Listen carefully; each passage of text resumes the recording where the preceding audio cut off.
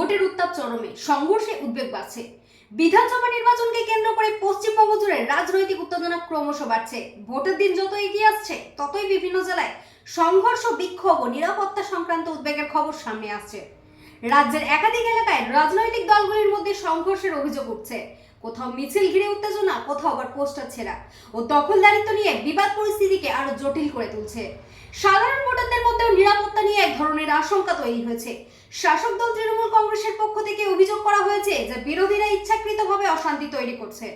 অন্যদিকে বিরোধী দলগুলির দাবি প্রশাসন পক্ষপাতিত্ব করছে এবং তাদের কর্মীদের ওপর হামলা হচ্ছে। এই পরিস্থিতিতে মুখ্যমন্ত্রী মমতা ব্যানার্জি শান্তি বজায় রাখার আহ্বান জানিয়েছেন এবং সাধারণ মানুষকে নির্ভয়ে ভোট দেওয়ার অনুরোধ করছেন।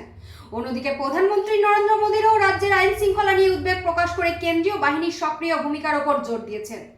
নির্বাচন কমিশন ইতিমধ্যেই সংবেদনশীল এলাকাগুলিতে অতিরিক্ত নিরাপত্তা বাহিনীর মোতায়েন সিদ্ধান্ত নিয়েছে।